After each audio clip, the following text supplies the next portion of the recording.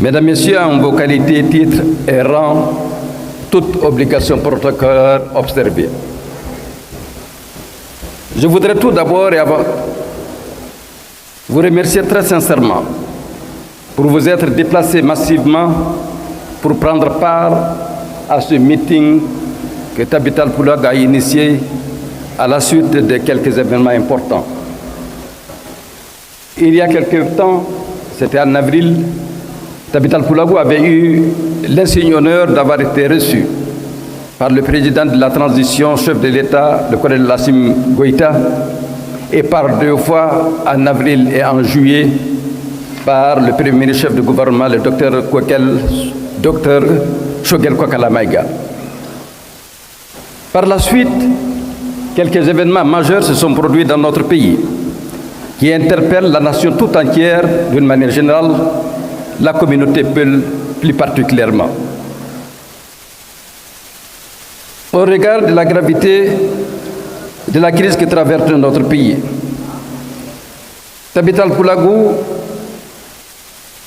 a choisi de tenir ce meeting, pas volontairement, pas parce qu'elle le veut, mais parce que cela correspondait à une demande pressante de la communauté Peul tout entière.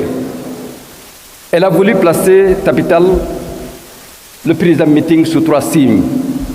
D'abord l'unité nationale, la réconciliation nationale, la refondation de l'État. Et quand on parle de l'unité nationale et de la réconciliation, dans le contexte que nous vivons, nous ne pouvons pas faire l'économie de la restauration du vivre ensemble.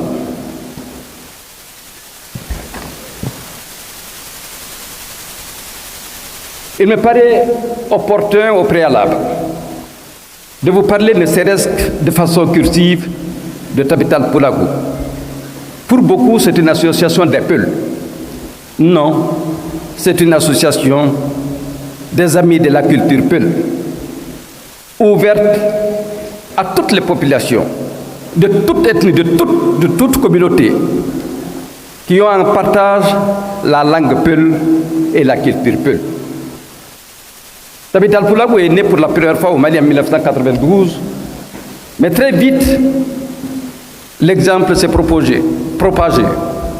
Et aujourd'hui, Tabital existe dans plus d'une vingtaine de pays, avec des représentations sur le continent européen, le continent américain, le continent asiatique. Et toutes ces structures se sont regroupées au sein d'une fêtière internationale que nous appelons Tabital Poulag International, dont le congrès s'est tenu tout récemment et le Mali a eu 3 postes. Et nous nous réjouissons aujourd'hui de la présence parmi nous des représentants du délégué envoyé par le bureau de Tabital Poulag International pour assister au présent meeting. Je voudrais les inviter à se présenter. Il s'agit de notre frère Razak Ba et de notre frère Abdoulaye Bari. Razak Ba est l'un des vice-présidents, il est le 4e vice-président. Abdoulaye Bari est le secrétaire général adjoint. Madame Sissi Asma Bari est trésorière générale de l'association de la fêtière internationale.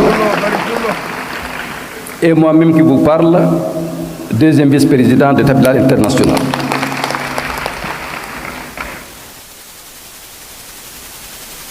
Je vous avais dit que le président meeting est placé sous 3 thèmes, notamment l'unité nationale.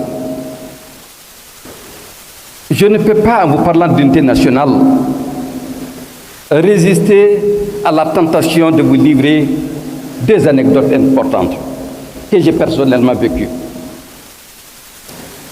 En avril 1974, le président du Mali d'alors, le colonel Moussa Traoré n'était pas général encore, avait livré un discours pour ouvrir la campagne en vue du référendum devant aboutir à l'adoption de la Constitution du 2 juin 1974 qui devrait être la deuxième constitution de la République du Mali indépendant. Dans son discours, le président Moussa Traoré disait que le Mali est un État-nation. Ici au Mali, la nation a précédé l'État. Point. J'étais étudiant à l'ENA, deuxième année d'administration. Le lendemain de ce discours, notre professeur de droit constitutionnel en classe est venu. Il a renoncé à nous livrer le cours qu'il avait préparé. Et à la place, il a organisé une causerie de débat autour de cette phrase du président Moussa Traoré qui, selon lui, pouvait être une véritable thèse de doctorat ou d'agrégation. Alors ce professeur, il est français. Il est coopérant. Il a eu à séjourner dans beaucoup de pays africains.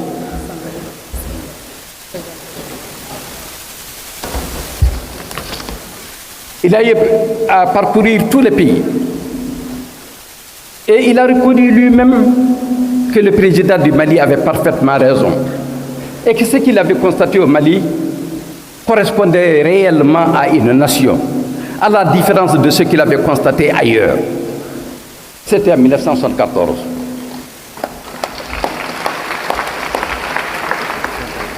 Bien plus tard, en 2018 tout près, le ministère de l'administration territoriale, qui est dirigé à l'époque notre frère Boubacar Babil, il est là. Monsieur le ministre, merci d'être venu. Devait entreprendre une véritable campagne d'explication du projet de redécoupage territorial. Il a fait appel à des administrateurs. J'ai eu le privilège de faire partie de ces administrateurs et moi j'ai été envoyé en mission à Caï. Alors au cours des débats, il y a eu tellement de réflexes identitaires, il y a eu tellement de dissensions, et surtout, excusez-moi, c'était des dissensions entre Malinké. Et je crois que cette année-là, la culture d'arachide n'avait pas bien marché. Les Malinké avaient beaucoup de problèmes, ils parlaient beaucoup. Alors un homme s'est levé. Il fait partie de la délégation mandatée par la société civile. Un homme, grand de taille, avec une voix imposante, qui disait, attention, le président Modibo Keïta avait dit qu'au Mali, on est Bambara. On est malien d'abord avant d'être Bambara, avant d'être Peul, avant d'être Dogon, Bozo, Touareg, Arabe, etc. Et qu'il suffisait d'être malien pour être à la fois tout cela.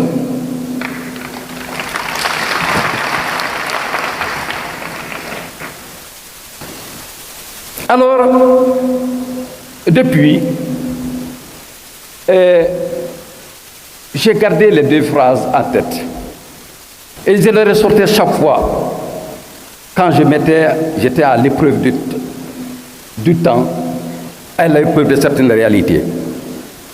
Non, excusez-moi, je ne vais pas me livrer à un débat sur la notion de savoir la différence entre peuple, population, nation. Je vais vous dire tout simplement, et je le dis sous le contrôle des juristes présents dans cette salle, notamment le professeur Makamoussa Sissoko, que ce sont trois notions différentes. Population, c'est une notion démographique. Peuple, c'est une notion politique. Et nation, c'est une notion juridique.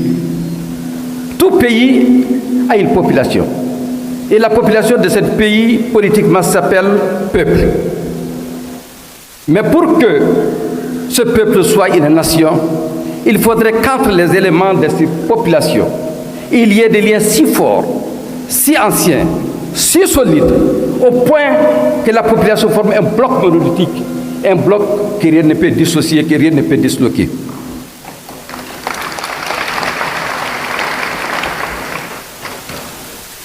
Alors, je crois que le Mali constitue très bien une nation. Et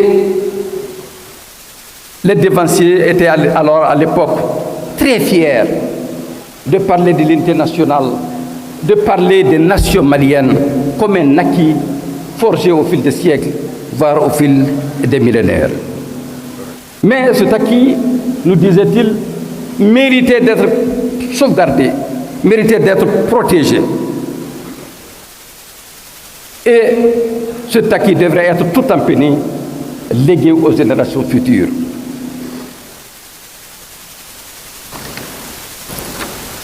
Alors, c'est cette nation malienne, si belle, qui a traversé les âges, qui a traversé l'histoire, c'est cette nation malienne qui aujourd'hui est confrontée à des problèmes douloureux. Aujourd'hui, nous ne résistons pas à la tentation de nous poser des questions. Pourquoi, Yann, il y a eu cette crise? D'où nous est-elle venue? Pourquoi, subitement, nous sommes-nous mis à nous suspecter, alors que nous nous connaissons?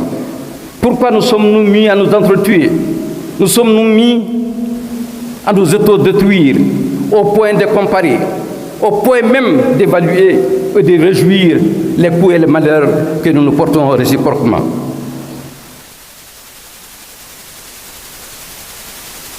Pourquoi cet égarement général? Pourquoi cette folie collective? Pourquoi tant de tueries? Que de sang versé, que de villages anéantis, que de familles disloquées, que de liens rompus, que de méfiance, que d'angoisse, que de peur, que de douleur, que d'évitement. Une atmosphère obsidionale généralisée s'est installée. Le frère est devenu finalement un paria, un suspect à éviter. Le voisin est un ennemi à détruire, à tuer sans raison. Encore une fois, pourquoi ça? Et comment en sortir maintenant que les conséquences sont devenues si désastreuses, si nombreuses, pour être évaluées? Comment en sortir? Messieurs les ministres, Mesdames, Messieurs, chers invités, le présent meeting s'inscrit dans la dynamique de la refondation de l'État et se propose de prendre part dans l'œuvre globale de stabilisation de notre pays. Il s'inscrit, sans vous en douter, dans le programme de réconciliation nationale dont la semaine a été célébrée il y a quelque temps, c'est-à-dire du 15 au 21 septembre dernier. Tabital Poulabou s'était proposé d'ailleurs d'organiser ce meeting dans le prolongement ou dans le cadre de cette semaine, comme d'ailleurs l'avait proposé le ministre en charge de la réconciliation lorsqu'il m'avait fait l'honneur de me recevoir, c'était au mois de septembre, au mois d'août dernier. Mais malheureusement, pour des impératifs que nous n'avons pas pu maîtriser, il n'a pas été possible pour Tabital d'organiser ce meeting pendant cette période-là. Mais Tabital s'inspire des objectifs et des idéaux de la Sénaré. Et d'autant plus d'ailleurs que Sénaré correspond à un terme peul dans un autre dialecte peul. Sénaré veut dire quelque chose qui est pur, qui est propre, qui est sain. Quoi de plus pur, quoi de plus propre, quoi de plus sain que la réconciliation des cœurs et des esprits des enfants d'une même nation.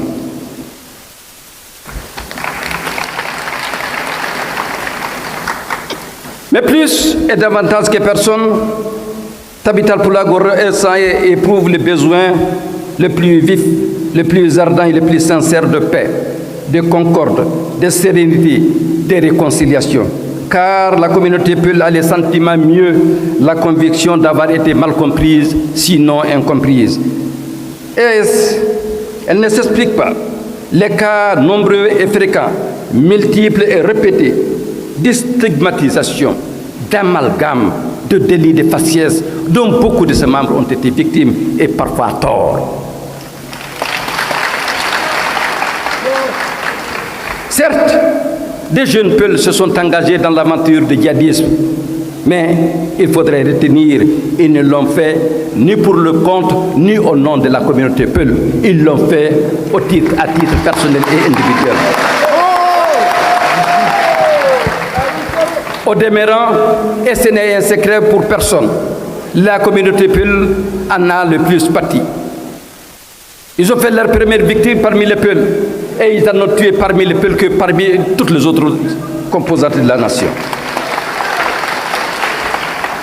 Ils sont demeurés sourds aux cris de détresse et de désarroi de la communauté Peul et restés insensibles aux souffrances de celle-ci. Délibérément, ils ont choisi de créer des conditions de discorde entre les Peuls et leurs voisins. Aujourd'hui, il faudrait qu'on en tire les leçons.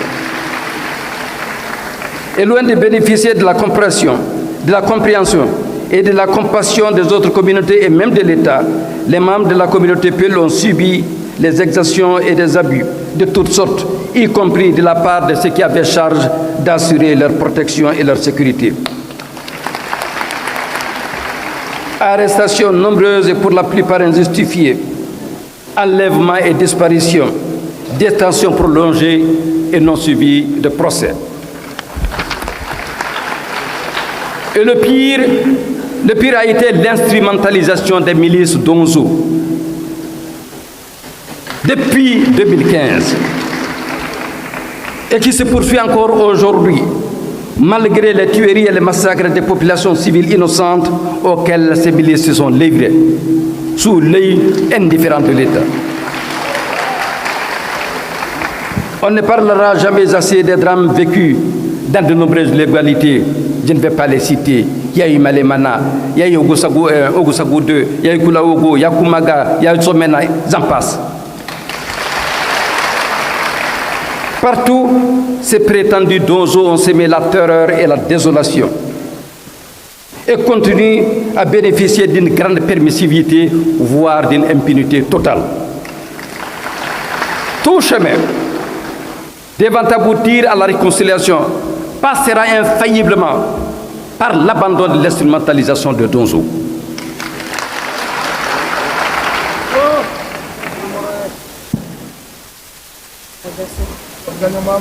Beaucoup d'entre eux, beaucoup de Donzo ont les mains sales de sang d'innocents et ils continuent à couler des jours tranquilles. Inutile de les citer ici, nous les connaissons. Et le moment venu, la justice les rattrapera, le temps les rattrapera. Le nombre de victimes se compte non pas en dizaines, mais en centaines. Si nous avons rappelé ces faits, ce n'est point par rancœur ou par rancune, c'est pour que définitivement ils soient mis à ces pratiques d'une autre époque.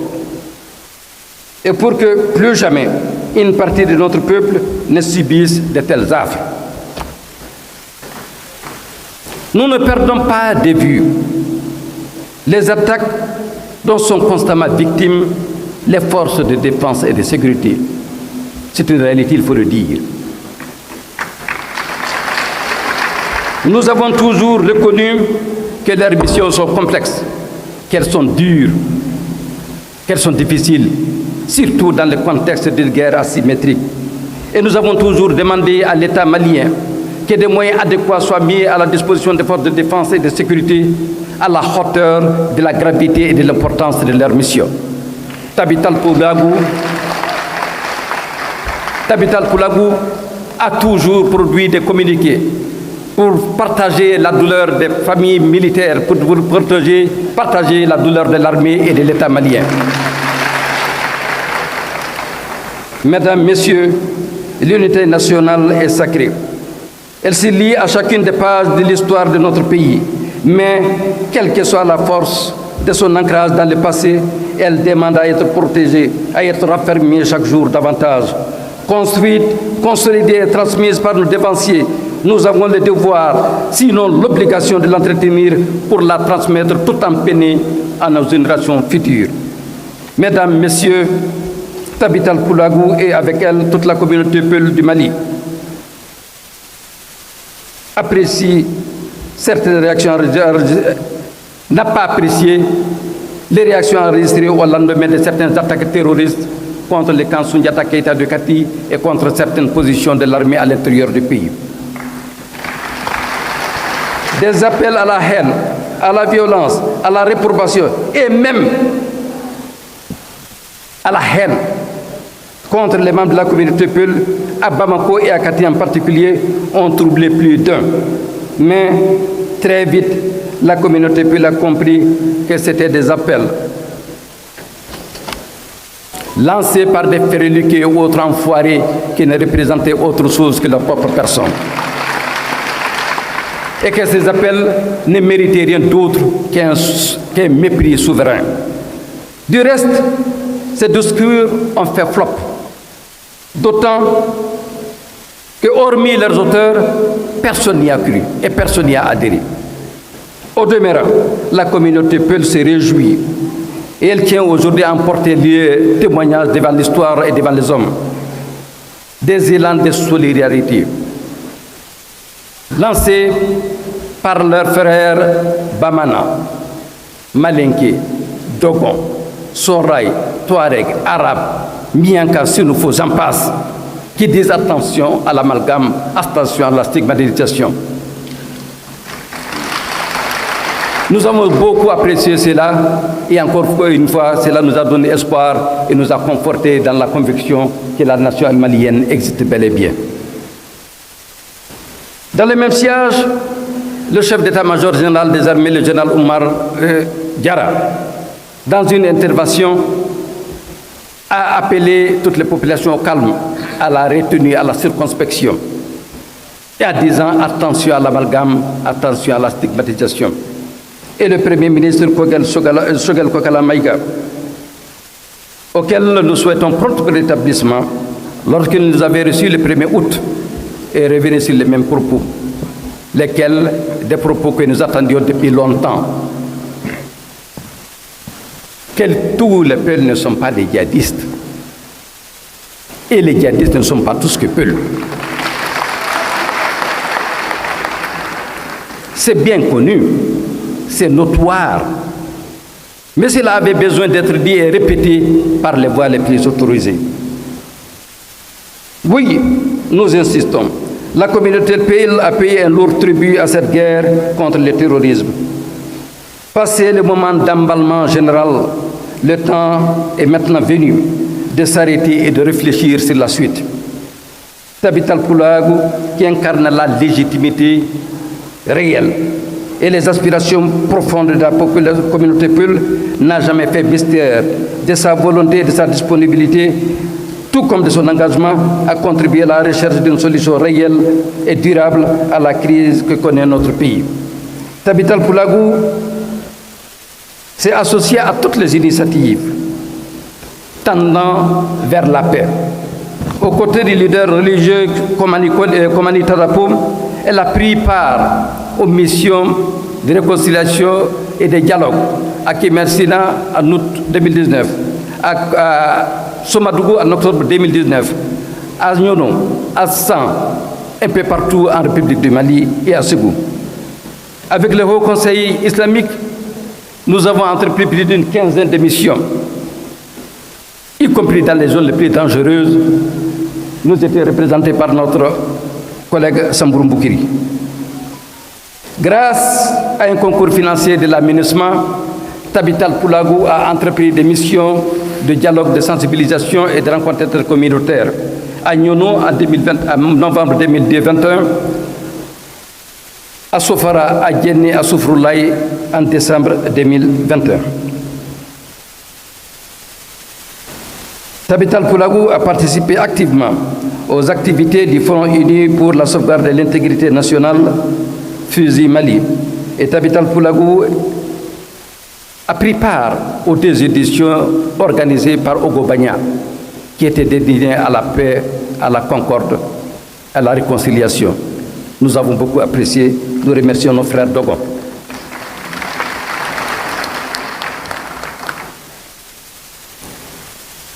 Ensuite, Tabital Poulagou, avec d'autres associations, ont mis en place une grande plateforme appelée CAPEDEM, Coordination des associations pour l'entraide et le développement au Mali. Et le représentant du président de cette coordination, qui est l'ancien Premier ministre Ousmane Youssouphi Maïga, va intervenir au cours de ces présentes assises. Tabital Poulagou se félicite des rencontres qu'elle a eues avec le chef de l'État, nous l'avions dit, avec le Premier ministre, nous l'avions dit, avec le ministre de la Culture ici présent, le ministre délégué chargé de l'élevage ici présent, avec le ministre de la Réconciliation plusieurs fois, avec le ministre de la Refondation de l'État, avec le ministre de l'Administration territoriale. Et dans les régions et dans les cercles, Tabital travaille étroitement avec les autorités administratives et avec les OLI de collectivités. À tous les niveaux, je dois avouer que nous avons bénéficié d'une oreille attentive. Monsieur le ministre, Mesdames, Messieurs, la communauté Peul, toute zone représentée dans cette salle, proclame haut et fort son appartenance à la nation malienne, à l'État du Mali. Qu'elle veut un et indivisible et surtout éternel. Vous avez ici les représentants de toutes les gères Peul du Mali. Il y a les Kasso, il y a les Fouladou et les Birgo, il y a les Vassoulou, il y a les Ganadougou, il y a les Bendougou, il y a les Foulan-Kiriabe, il y a les Peuls des régions de Gao, Menaka et Toum et Kidal. Il y a les Peuls du Sahel occidental, le Peul de Nara, du Nyono, du Nampalari, le Peul du Massina, le Peul du Gimbala, le Peul du Tchoki, le Peul du Seno, du Gondo, du Haïré. J'ai dit Massina.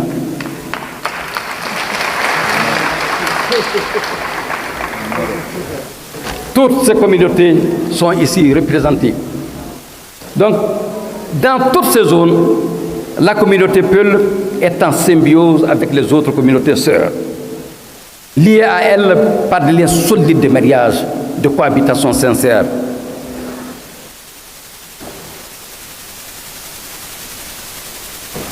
Tous brandissent à la face du monde leur patriotisme et leur appartenance à la nation malienne.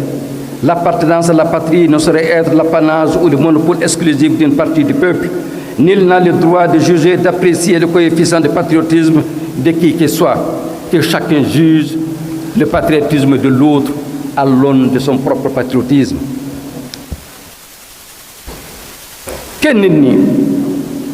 Il n'y a pas de Maliens de première zone et de Maliens de seconde zone. Il n'y a pas de Maliens de centre et de Maliens de périphérie. Il n'y a pas de vrais Maliens et de faux Maliens. Il n'y a pas de Maliens authentiques et de Maliens inauthentiques.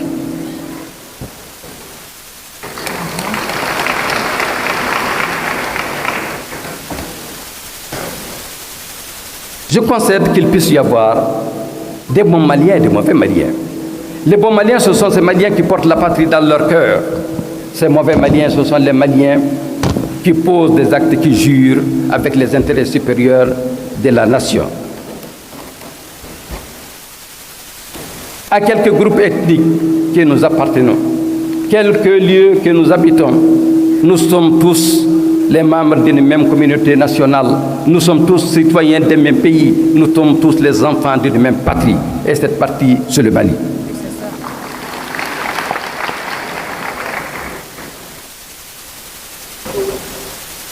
Mesdames, Messieurs, nous devons nous retrouver, purifier nos cœurs et nos esprits, nous débarrasser du démon du mal. Comme le dit si bien l'autre, nous devons apprendre à redevenir nous-mêmes. Nous devons sortir des horizons étroits du nombrilisme et de l'ergotisme. Il y a un remède à toutes les blessures morales et physiques. Ce remède s'appelle le pardon. Abandonnons donc au plus vite cette voie étroite et banale, celle de la haine et de la division qui ne saurait conduire qu'à l'impasse.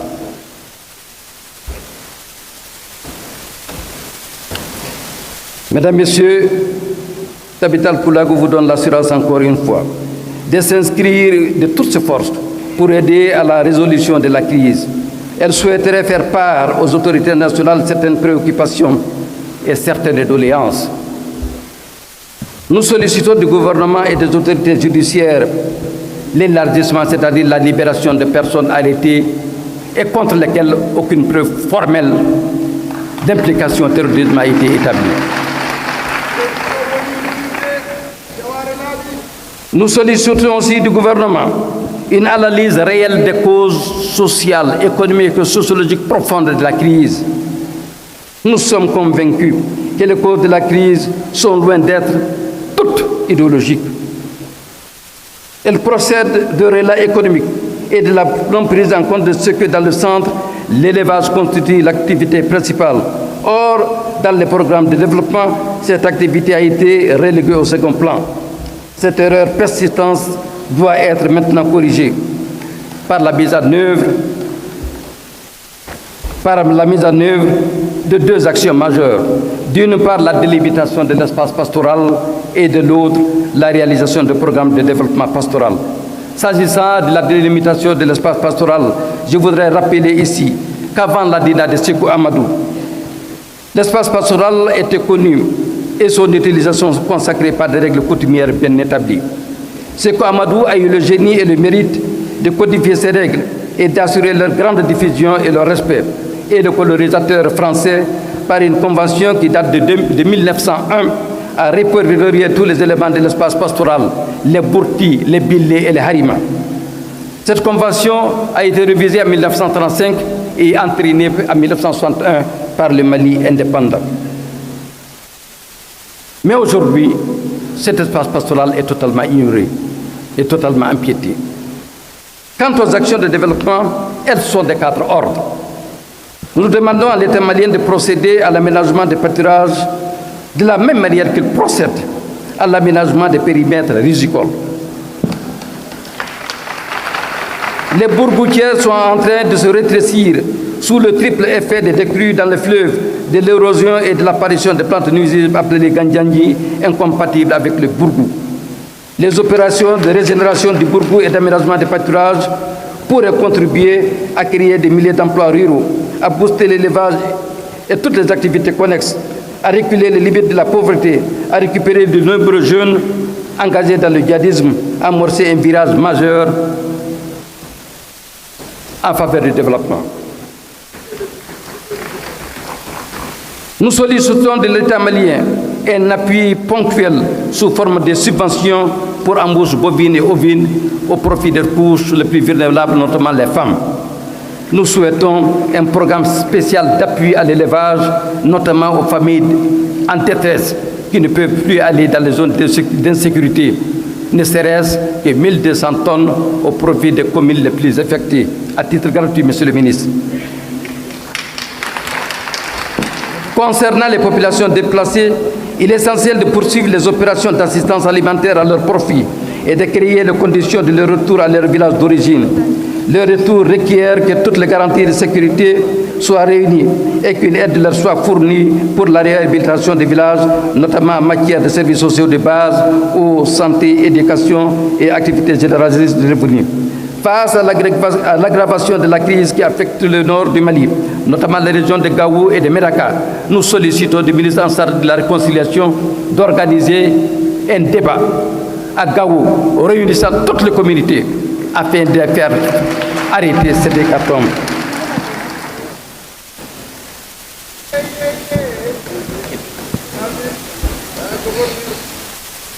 Nous supplions nos forces de défense et de sécurité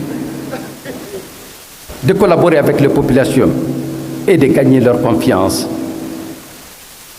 Nous souhaitons humblement que les forces de défense et de sécurité s'affranchissent de certaines informations tendancieuses relayées par voie des réseaux sociaux et par certaines presses. Il faut que nos forces de défense et de sécurité, et parfois, il y a des informations qui n'ont que des relents de règlement de compte. Mesdames, Messieurs, j'ai été long, mais il le fallait. Il le fallait, et j'ai même volontairement abrégé mon discours.